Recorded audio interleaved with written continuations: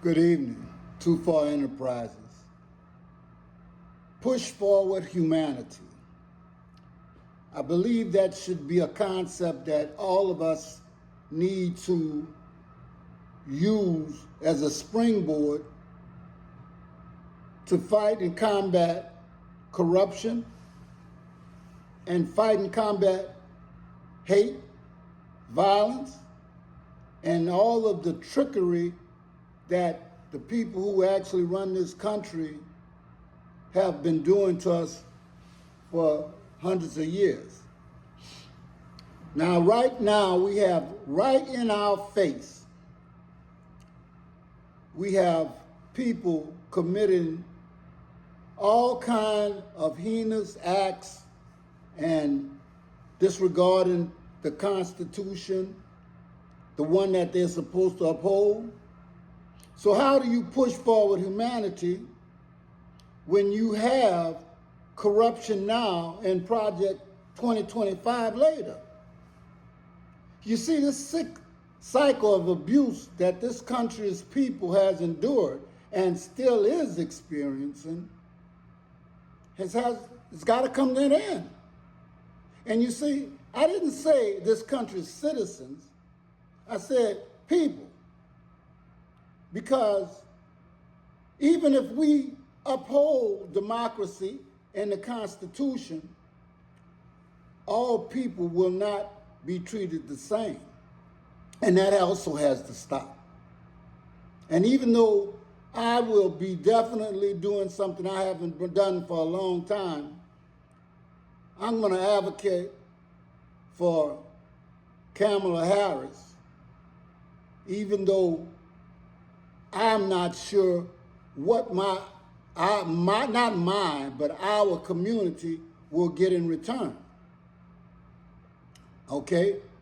I mean, I know certain communities won't be affected. That's extremely rich, not unless we are foolish enough to elect someone who we know is mentally unfit to serve, is a serial abuser and liar and womanizer, consumes our airways, threatens to rob our democracy, assault on Arlington Cemetery, the terror that he actually tries to instill in everyone about Haitians in Springfield, Ohio.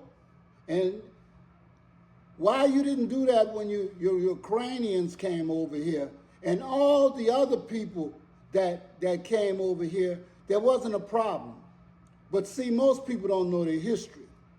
See, European countries have been actually taxing Haiti ever since Napoleon got his behind whipped, and all the other European countries that went over there and tried to take Haiti, they got their behind whipped, and so they have a problem with Haiti.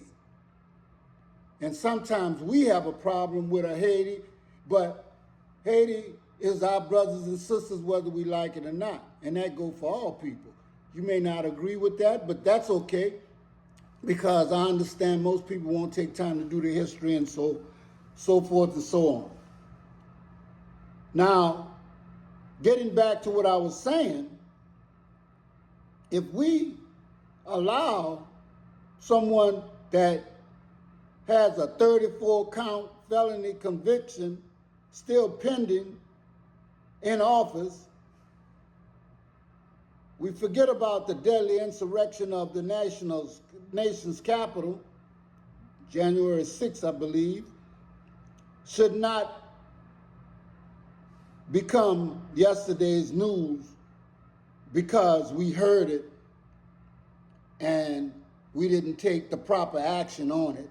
So therefore, we give the impression that we don't care what our politicians do.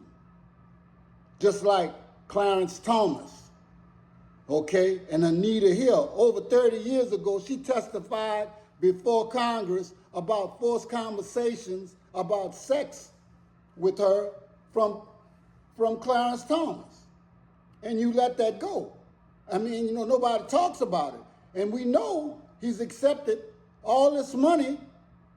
You see, now I don't have no allegiance to people like that. They're not part of my community. They shouldn't be a part of no community. Take our other example of Republican pride and who props up somebody to be the next president, but only because he was made an overseer on the plantation. Lieutenant Governor Mark Robinson says he's a Nazi sympathizer. Okay? And his leader, his master, calls him better than MLK. But in truth, CNN did an investigation on him, and on a website called Nude Africa, username Mini Soldier, SOLDR, here he is, speaking in terms of which I will not speak, but you can do the research. You can also watch Jessica Denson, at Jessica Denson 7, podcast Lights On, and she'll tell you more about it. But continuing my assault on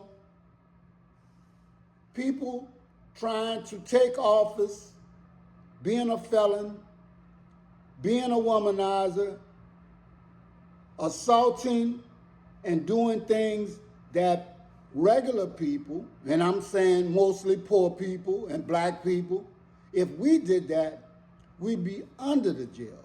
But as Americans, we allow that. But as I was saying, Project 2025 later, but we have corruption now. So I want you to hear a summary of 900 and some pages of Project 2025 in 2 minutes. And this ought to be good for you youngsters who like rap, okay? But listening to this ought to give you pause to think about your decision to support the Republican Party for president right now, okay? So, here we go. Occupy Democrats are here to help him out with everything that dear forgetful Donald, the man who doesn't read, and you and I need to know about the MAGA-authored 900-page playbook, 900 pages in 2 minutes. Here we go. If you believe the polls, Donald Trump is heading for the White House in 2025, and he'll be bringing Project 2025 with him. That's the 920-page policy document filled with crazy far-right authoritarian proposals that you all need to know about, and that I'm going to summarize for you right now, all 30 chapters, in just 2 minutes. Start the clock.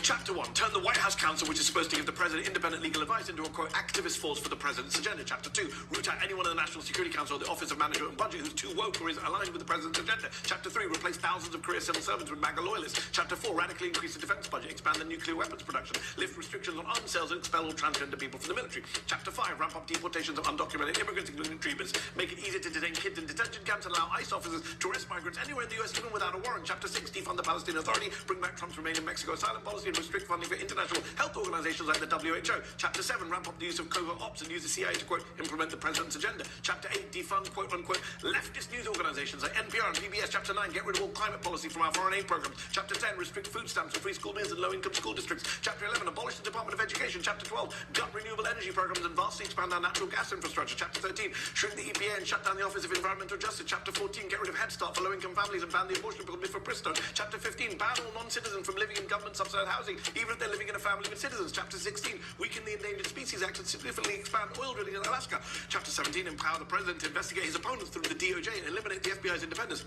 Chapter 18, make it easier for businesses to discriminate on the basis of religious freedom and, of course, race. Chapter 19, restrict the EPA's ability to regulate CO2 emissions from cars. Chapter 20, force the Department of Veterans Affairs to seize abortion services and gender-affirming surgery. Chapter 21, focus the Minority Business Development Agency on, quote, the evils of socialism and communism. Chapter 22, increase taxes on millions of low-income and middle-class households. Chapter 23, it's just a long rant against China. Chapter 24, should we bring back the gold standard? Chapter 25, punish Planned Parenthood for getting COVID-19 relief loans. Chapter 26, give more of Congress's power to make trade agreements to the president. Chapter 27, abolish the Consumer Financial Protection Bureau, which has saved consumers tens of billions of dollars. Chapter 28, limit content moderation on social media platforms. Leave hate speech alone. Chapter 29, take away the Federal Election Commission's power to prosecute election and campaign law violations. And Chapter 30, go after companies with ESG, DEI, and other corporate social responsibility programs.